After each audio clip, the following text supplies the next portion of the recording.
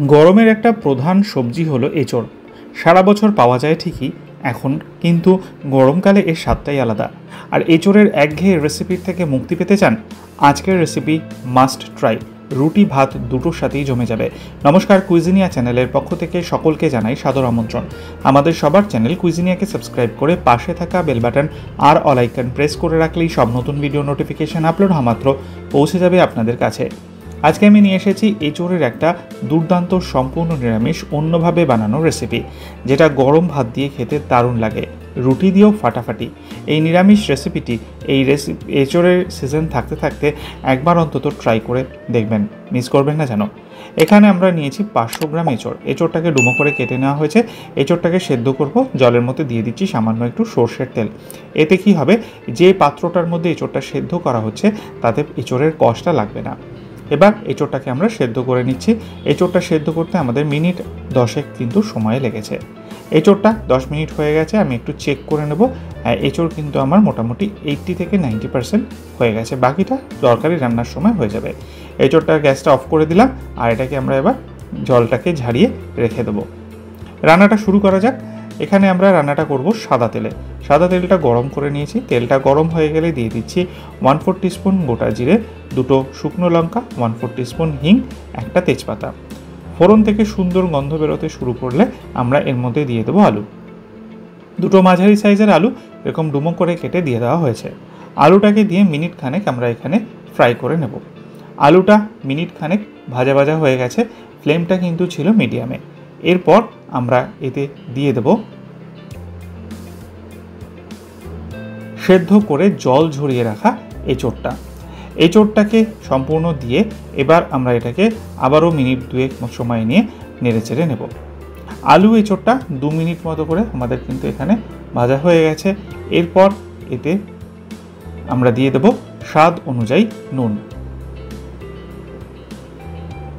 নুনটাকে দিয়ে ভালো করে নেড়েচেড়ে মিশিয়ে নেওয়া হচ্ছে। আবারও 2 থেকে 3 মিনিট সময় নিয়ে কিন্তু আমরা এটাকে নেড়ে নিয়েছি। একটা টমেটো ছোট ছোট টুকরো করে এর মধ্যে দিয়ে দেওয়া হলো।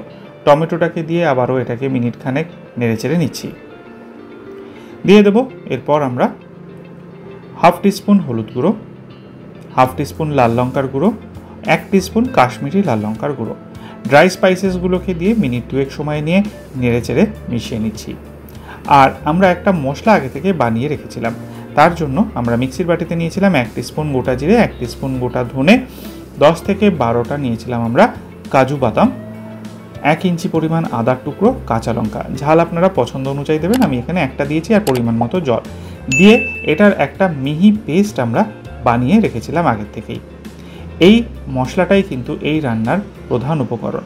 এই পুরো বাটা মশলাটা এবার আমরা রান্নাতে অ্যাড করে দিলাম, দিয়ে ভালো করে নেড়েচেড়ে মিনিট 2 সময় নিয়ে এটাকে আমরা কষিয়ে নিচ্ছি।